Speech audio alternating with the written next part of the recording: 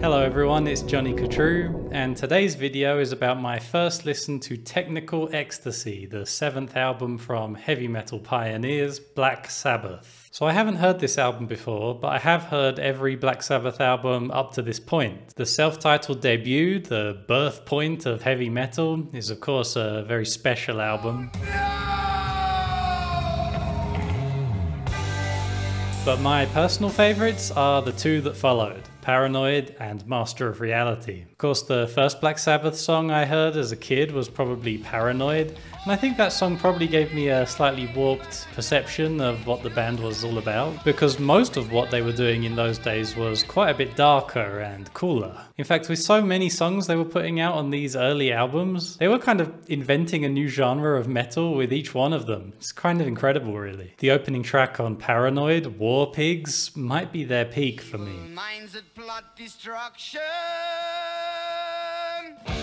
But you know, every track on that album is perfection. Same goes for Master of Reality, the birthpoint of doom metal. But my favourites are Sweet Leaf, Into the Void, and Children of the Grave. The albums that followed, Volume 4 and Sabbath Bloody Sabbath, are great albums as well. Sabbath Bloody Sabbath in particular, showing the band moving more into a proggy direction, which should especially appeal to me, being such a huge fan of prog rock. And I do like those elements on that album. But for me, Volume 4 and Sabbath Bloody Sabbath are actually slightly weaker than the three that came before them. I just think the quality of the songwriting isn't quite up to Paranoid and Master of Reality. I was much more excited by what I heard on Sabotage. Symptom of the Universe is an especially fantastic track.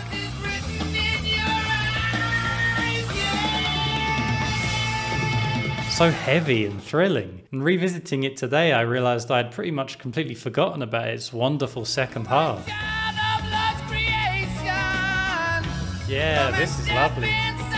So it is quite surprising to see that its follow-up, Technical Ecstasy, is generally considered to be a significant drop in quality, because the band seems to have been on the up and up at this point. Seeing that, I personally skipped ahead to the Dio era, and I adore both Heaven and Hell and Mob Rules, they're fantastic albums. But just this week, a brand new mix by Steven Wilson of 1976's Technical Ecstasy has been put out. Steven Wilson's remixes of classic albums are always incredible. He really knows how to clean up an album's sound without tampering with its original nature. So I'm very happy to listen to Technical Ecstasy for the first time in this presentation. I know we can trust him not to have changed the album in any way. The cover art for this is pretty intriguing though. It looks more like a 80s new wave design. Must have looked pretty cutting edge in 1976. I wonder if that'll be reflected in the music in any way. So do me a favor and please click the like button on this video for me, and let's get into the album. The album starts really strong with the rough and rockin' Backstreet Kids. Ozzy's voice sounds gritty and full of energy, the drums are pounding, and the guitar sound is dirty but delicious.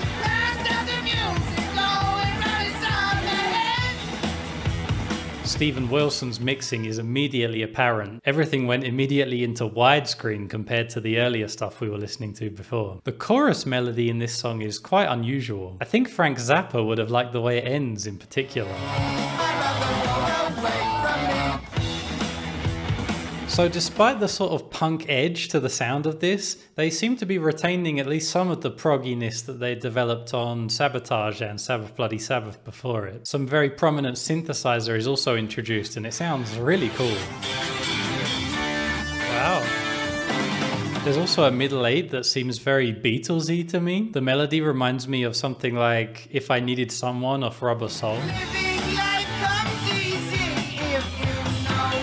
So plenty of prog and psychedelia in the mix here. We even get a pretty exciting guitar and keyboard solo battle of sorts.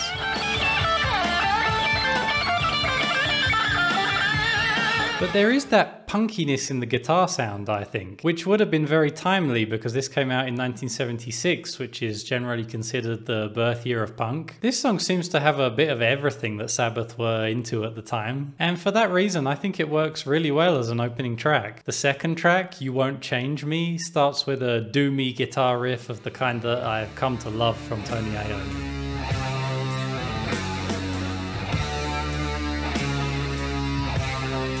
Some very prominent organ keeps the proggy atmosphere going, and Ozzy delivers an emotional vocal. Although the melody itself didn't appeal to me too much on first listen, there's something kinda glam about it, I think.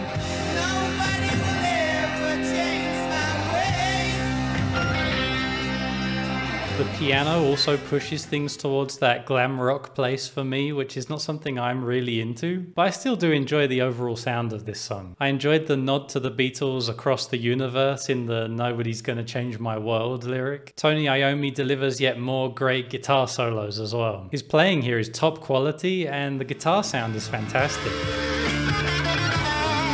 Tony Iommi time! Fantastic. At this point, I'm feeling that these first couple songs make for a great and logical follow-up to Sabotage. However, track 3, It's Alright, was a pretty surprising change, not least because lead vocals are actually taken by drummer Bill Ward. This sounds even more glam, doesn't it? And it seems this is entirely Bill's song because he also has the sole writing credit on the track. I think Bill's voice sounds decent, but this glam pop style just feels a bit out of place to me on a Black Sabbath album. It sounds more like something Elton John would have done at the time. Nevertheless, Tony Iommi delivers some more tasty solos.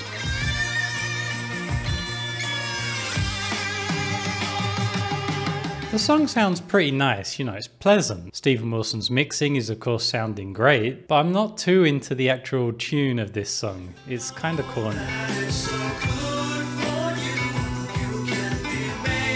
Sorry, that melody is no good to me.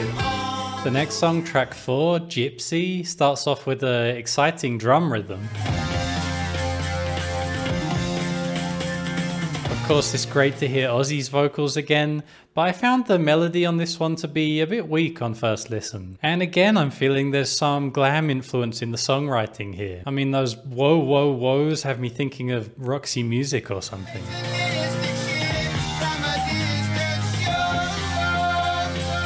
I think it sounds alright, but I'm just wondering, is this really Black Sabbath? I guess they wanted to try new things, which is fine, but where's the Sabbath darkness? To me it feels closer to the hard rock of Deep Purple at this point, rather than the heavy metal that Black Sabbath had pioneered up to this point. And again, it sounds okay, but I just feel like they're not playing to their strengths. The second half is better, I think. I'm not really a fan of the plonking piano, but Ozzy's voice sounds great.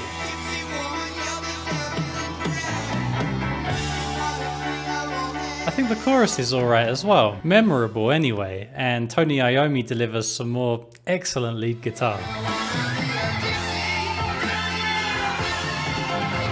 It just feels a bit messy overall to me, I guess, with some weaker parts and some cool parts, but they don't all seem to sit well together. It leaves me feeling a bit unsatisfied because I wish the stronger parts had been expanded on more. But you know, it's not bad. Track 5, All Moving Parts, begins with a surprisingly funky groove. The melody is a bit stagnant, but 𝐒𝐻𝐻𝐿's bass sounds brilliant.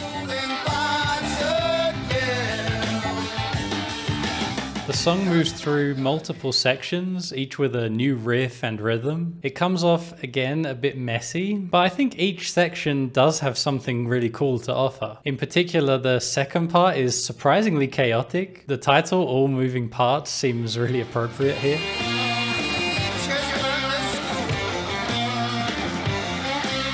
It's actually great fun, and another brilliant Iommi guitar solo appears over an extremely groovy rhythm. Oh yeah, there we go. Finally, the song returns to the funky section from the start, and it's pretty satisfying. The structure of this track seems a bit haphazard, but I pretty much enjoy it throughout. The next song, track 6, is called Rock and Roll Doctor, and I think we all know what this song's going to be like before we even hear it, just based on the title. Some more very impressive lead guitar opens the track. Yet again, Iommi is killing it, but it quickly moves into this sleazy cowbell-led groove.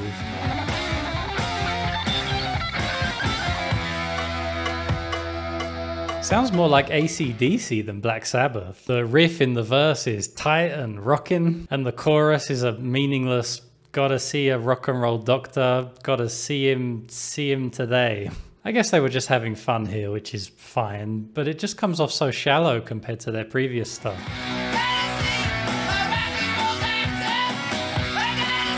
But of course, Tony Iommi still manages to deliver an awesome guitar solo. I feel like the songwriting might have lapsed a bit on this album, but technically speaking, the band and especially Iommi seem to be playing better than ever.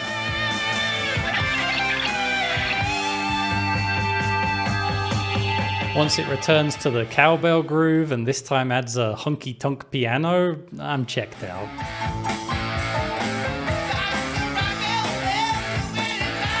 You know, Black Sabbath are better than this. No? Track 7 is called She's Gone, and I found the title a bit worrying, but the opening acoustic guitar part is pretty appealing, especially after that cock rock we'd just been listening to before. Ah, I know where I know that chord from. It's Goodbye Blue Sky by Pink Floyd. This was 3 years earlier. This song is a ballad in a style that they'd explored a couple times before, notably on Changes from Volume 4. I do like the harmony of this song, but maybe the lyrics are a bit too on the nose by Geezer Butler's standards, and Ozzy delivers some pretty cheesy vocal ad-libs. The string sounds are pretty overbearing as well, quite saccharine and melodramatic. They seem to be aiming for a sort of moody blues thing, which works okay, but again I'm left feeling it's not really what we want from Black Sabbath.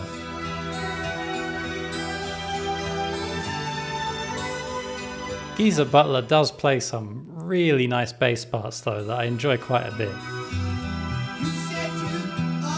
Ooh, hello bass. There's not too much dynamic change through the song though, unfortunately, which for me makes it feel like it drags on a lot longer than it does. Again, I think it's not bad, but I guess at this point I can see why people found this album to be a bit disappointing at the time. Thankfully though, the last song on the album, Dirty Women, is here to save the day. That's a nice riff that, with the organ as well. I like it. This song just gets down to Black Sabbath business with huge riffs and brilliant solos. Although it does still feel a bit more Deep Purple than Black Sabbath to me, especially with those John Lord style organ parts. But in this case, I think it works really well. I especially like this dramatic rising part that pops up periodically. Lovely. And then there's this tempo change and suddenly everything is fast and chaotic. Wow! That really brought things to life, didn't it? The chorus has a crunchy riff of the likes we haven't heard since the beginning of the album, with Ozzy delivering a deliciously gritty vocal. It's brilliant.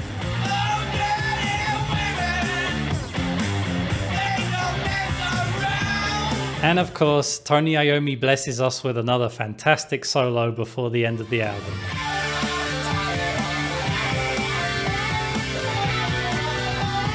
They really ramp up the chaos for the ending. Bill Ward seems to be going mad on double bass drum pedals. And Tony Iommi soloing with all his might. It's an incredible ending.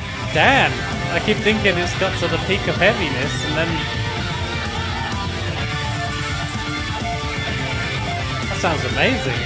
What a way to close out. It's kind of a spotty album, I guess, but it ends with the grandiosity of a dramatic masterpiece. I've heard that the relative failure of this album was blamed on the drug and alcohol addictions the band was dealing with at the time. In terms of performances though, I'd say that is not obvious, because the playing is mostly brilliant from all the musicians, especially Tony Iommi though. But the songwriting, I think, is rather sketchy at times, so I guess this is where it affected them. The album is kind of a mess. It begins really strongly and goes out with a bang, but in the middle there are several kind of dodgy tracks where the band seems at times kind of lost. Some questionable ideas I think were fleshed out into ultimately pretty weak songs, and even the stronger ones like All Moving Parts feel strangely unstructured. But when the band are doing what they do best, particularly on the last track, Dirty Women, Black Sabbath are on fire and as thrilling as ever. Steven Wilson's mix sounded fantastic. Of course, this is my first time hearing the album, so I can't compare it to the original, but it sounded as dynamic and crisp as I've come to expect from Steven's technical work, and I'd certainly say it boosted my enjoyment of the album. If you already knew the album and now you're hearing the new mix by Steven Wilson,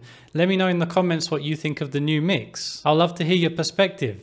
And of course, tell me what you think of this album in general. The clips in this video of my first listen come from my live stream over on Twitch. So if you'd like to join us for some more full album listening parties in the future, follow me over there on Twitch at twitch.tv/JohnnyCaTrue. If you've enjoyed this video, please consider supporting me with the link in the description to buy me a coffee. It helps me to be able to keep making these videos, helps keep my channel going, so I really appreciate it. And thank you very much for watching.